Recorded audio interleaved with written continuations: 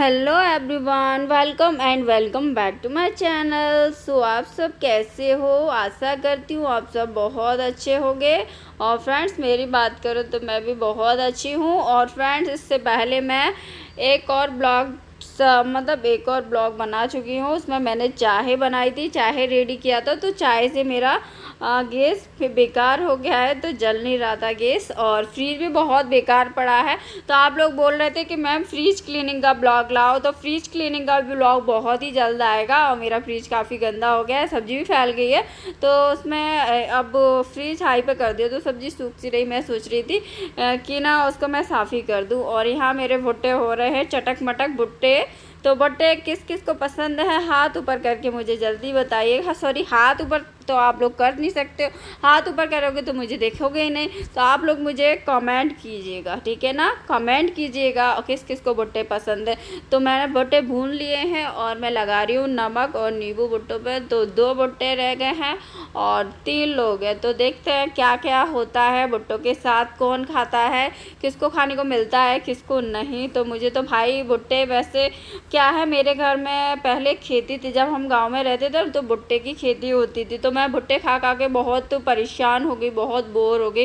तो अब फिर भुट्टे मुझे पसंद नहीं आए, और अब काफ़ी टाइम बाद भुट्टे खाने को मिलते हैं तो मुझे अच्छे लगते हैं। तो ये भुट्टे देखो, हस्बैंड देखो अच्छा वाला भुट्टा वो कैसे खींचे जा रहे थे। और एक भुट्टा, मतलब कितनी लड़ाई हो रही थी 2 भुट्टे के पीछे। अब मैं उनसे कुछ कह तो नहीं सकती, पति हैं। तो फिर मैंने कुछ कहा नहीं, मैंने कहा लेने दो।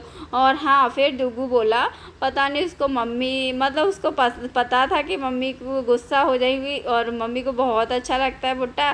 तो डुगू ने, बेचारे ने, उसने मना कर दिया था। सच्ची मेरा बच्चा बहुत अच्छा है। उसने बोला कि मम्मी मुझे नहीं खाना, आप खा लो। फिर उसने खाया नहीं। मैंने उससे बहुत बोला, बेटा खा ले, नहीं खाया। पर और यहाँ भुट्टा वुट्टा खा के थोड़ा अपना साफ़ सफाई कर लेते हैं। तो अपना जहाँ बेड लगाता वहाँ अपना बेड सेट कर लेते हैं, और जो सामान लगाना है वहाँ मतलब पहले लगाता वहीं सेट कर लेते। तो अब तो छत बन गई, कोई पानी आनी नहीं आएगा बरसात में, तो अब कोई प्रॉब्लम नहीं है। तो अब वो अपना जो जगह सेट करना है सामान जहाँ, तो कर लेते हैं। तो ये कपड़े हैं, तो इन कपड़ों को मैं ले जा रही हूँ कॉर्नर में, जहाँ कपड़े, मतलब ये टेबल रखा था वहीं लगाऊंगी। तो पहले मैं टैग वीडियो बनाती थी, आप लोगों को पता है, इस टेबल के पास ही। तो भाई टैग वीडियो अब नहीं बना पा रही, क्योंकि इतना टाइम नहीं है हमें, और बनाने का भी टाइम नहीं मिलता, और वैसे भी एडिटिंग वगैरह सब चीज़ रहता है। और पापा गए हैं तब से तो पता नहीं सारी चीज़ों का मन हट गया है, ब्लॉग भी शूट नहीं कर पाते हैं। और यहाँ बेड सेट करने जा रहे हैं। तो यहाँ थोड़ी सी बहसबाजी हो गई थी हमसे। तो बहसबाजी क्यों हो गई थी? क्योंकि हस्बैंड ने बोला था कि पड़ी पड़ी खाती रहती है, बैठी बैठी खाती रहती है, इतने दिन से बेड सेट नहीं कर सकती थी। तो मुझे गुस्सा आया, मैंने कहा मैं इस बेड को अकेले क्यों सेट कर लूँगी। आप लोग ही बताओ मेरी क्या गलती? क्या एक लेडीज़ और आदमी में बराबर ताकत होती है क्या? सच सच बताना। आप पतिदेव कह रहे थे कि इस बेड को क्यों नहीं खिसकाया अकेले, और मैं खिसका के बता दूँगा। और फिर देखो उनकी पॉटी निकल गई, सच बता रहे तो। हाँ, फिर गुस्सा आता है और फिर कुछ भी नहीं, फिर मुझसे कहे थोड़ा help help help help me. मैंने ठीक है, मैं, औरतें लोग ऐसी होती हैं, वो दया खा जाती हैं। तो हमने सोचा ठीक है। और यहाँ सीढ़ आ रही थी, अब तो सीढ़ आएगी नहीं, पीछे भी उधर घर बन गया और ऊपर भी बन रहा है। तो अब कोई टेंशन लेने वाली बात नहीं है। तो बेड आज मेरा टूटने ही वाला था, मुझे इतना गुस्सा आ रहा था। और यहाँ देखो हम खिसकाते जा रहे हैं, हस्बैंड खिसकाते जा रहे हैं। बात यहाँ बेड तो इतना वजन नहीं है, लेकिन इसमें कबाड़ में अंदर सामान भरा हुआ है ना, वो बहुत सारी चीज़ें भरी हैं, कंप्यूटर वगैरह और भी सारे सामान रखे हैं, कपड़े वपड़े। तो बहुत सारा इसमें वज़न है, तो खिसका ही नहीं पा रहे थे। और हस्बैंड देखो जानबूझ के टच करते जा रहे थे हमसे, टच हमने एक दिया ना, कोनी सही हो गए। ऐसे ही हम कोनी जमा देते, मारते खींच के, अगर कोई हमसे बोलता है तो मैं नहीं देखती हस्बैंड है क्या है, मुझे आ जाता है गुस्सा। हाँ, तो अभी तो लेकिन प्यार से कर रहे थे, लेकिन प्यार था अभी तो, लेकिन गुस्सा आता है ना तो मैं किसी को नहीं छोड़ती सच में। तो ये बेड पे कुछ डस्ट है तो इसको भी हटा देती हूँ। तो आज इसी बेड पर लेटने वाले हैं मेरे ख्याल से, फिर पता नहीं है, जहाँ तक है मैं इसी बेड पर लेटूँगी। और इसको साफ़ करे दे रही हूँ। और इस पर क्या है, वहाँ से ड्रेसिंग टेबल देखा आपने पिछले ब्लॉग में, कितना गंदा हो रहा है। ड्रेसिंग टेबल की कुछ बात ही मत करो। ड्रेसिंग टेबल डेली डस्ट आके ना वो ब्राउन कलर का तो पूरा उसी पे चिपक जाता है, और शीशे में मुंह देखते हैं ना मिरर में तो अपना भूत सा लगता है। तो भाई मुझे डेली साफ़ करना लग पड़ता है, लेकिन मैंने किया नहीं है बहुत दिन से, तो बहुत ही बेकार हो रहा है। वैसे मैं डेली कर देती थी। और ये छिपकली की बारी आई तो मैं उसको भगा रही थी मार के, लेकिन वो भाग गई, पता नहीं कहाँ छुप गई। गुस्सा आ रही थी, छिपकली छिपकली डर के मार रे, देख रहे हो। अब देखो मिली नहीं, कहाँ चली गई। तो ये सारा सामान कूड़ा कचरा मैं कल उठाती हूँ, फिर इस छिपकली के पीछे पड़ती हूँ, फिर देखती हूँ इस छिपकली को कहाँ जाती है। अब देने का तो इसको गाली मन कर रहा था, लेकिन मैं दे नहीं पा रही थी अपना आप लोगों के सामने, क्योंकि ये छिपकली पता है, मुझे ज़रूर पता है ये सारा सामान रखा है उसी में गुली होगी ज़रूर। और जब मैं इन सामान को उठाऊंगी ना ज़रूर मेरा हाथ टच होगा, मुझे पता है। मुझे तो डर लगता है भाई छिपकली से वैसे। और मैं भगा रही थी, मैंने उसमें झाड़ू दिया था, मैंने नीचे गिर जाएगी ना झाड़ू से तो मैं उसके झाड़ू लगा के बाहर फेंक दूँगी, झाड़ू से ले जाऊँगी। लेकिन वो बेहोश ही नहीं हुई, उसको पता नहीं क्या उसके अंदर है। तो अपना ये अपना सेट कर दे रहे हैं, इधर से झाड़ू लगा दे रहे हैं। यहाँ क्योंकि जा रहा है, भपूर सा लग गया था बेड के पीछे, सबके बेडों के पीछे भपूर सा लग जाता है। देख रहा है, ये मत सोचना जो भी लेट से देख रहे हैं कि किसी के बेड के पीछे भपूर नहीं लगता। भाई देखना ऐसा, मतलब डबल बेड ऐसा होगा ना तो सबके पीछे उसके भपूर लगता है। मतलब जो जा रहा होता है ना मकड़ी स्पाइडर, वो सबके यहाँ लगता है। मैंने भी देखा है हर बार, इधर कहीं उधर, जितने भी हमारे घर में बेड उनके पीछे लगता है, इसलिए हम कह रहे हैं। तो ये देख सकते हो किस टाइप का हो रहा है। तो जो अलमारी वगैरह है वो तो हम अभी साफ़ कर नहीं रहे हैं, जितना अभी हमसे हो सकेगा उतना ही करेंगे। हम ओवर नहीं करते, अगर ओवर कर लेंगे तो हमारी तबीयत ख़राब हो जाएगी, और तबीयत ख़राब हो जाएगी कोई तो हमें देखने के लिए नहीं है, ठीक है ना। समझ रहे हो ना आप लोग। लेडीज़ को ना कोई नहीं देखता है, बस दवाई लेके दे देता है जिससे वो काम कर ले और अपने कामों में लग जाए, आराम मिल जाए। तो भाई ऐसा ही होता है, लेडीज़ों की केयर कोई नहीं करता, ये हम कह रहे हैं हम।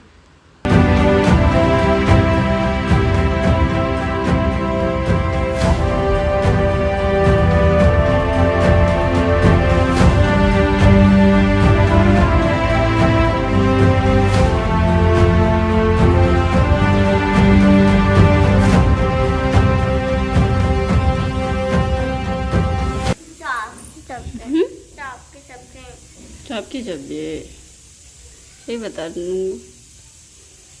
सबकी सब्जी बीमार है। इधर देख, खाओ भाई सब्जी।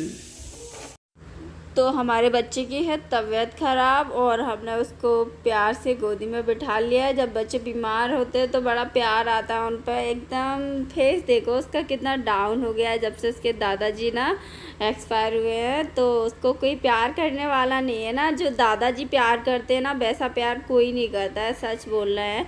तो उसके दादाजी बहुत प्यार करते थे उसके लिए, जो मतलब कभी किसी चीज़ की कमी नहीं होने दी, हर चीज़ प्यार, जहाँ तक प्यार यार सब कुछ उसको इतना बहुत। सबके खैर सबके बाबा करते हैं, लेकिन इसके बाबा कुछ स्पेशल ज़्यादा ही करते थे। और मेरे पीछे दाल बन रही है, और यहाँ लाइट नहीं है, बस एक बल्ब जल रहा है इन्वर्टर से। तो गर्मी लग रही थी तो हम दरवाजे पे बैठ गए, और बेटा बोल रहा था कि चाप की सब्ज़ी बनाओ, तो गुस्सा हो रहा था, वीडियो भी शूट नहीं करने दे रहा था। तो यहाँ दाल बॉयल हो रहा है, यहाँ अब बना रहे ना बाबो। तुगू के लिए बिस्किट लेके, ओहो बिस्किट लेके आओ, सुनाई नहीं दे रहा जल्दी। और ये चाप की सब्जी मांग रहा है, सुन रहे ना, दे तो देखो चाप की सब्जी मांग रहा है। टमाटर वगैरह कुछ भी नहीं है। गरम रखें, पूरा बीमार हो, मैं दवाई पिला दी वैसे तो। अभी पिला वो कर रहे हैं ना, बस थोड़ी देर से पास।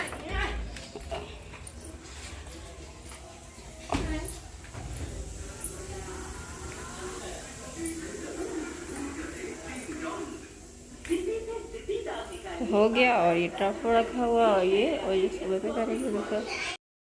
और दोस्तों कुछ जो कुछ बचा है वो हम सुबह करेंगे, अब नहीं कर रहे तो इवनिंग हो गया और हम ना चूल्हा वूल्हा भी नहीं साफ़ कर रहे क्योंकि हम बहुत ज़्यादा परेशान हो गए।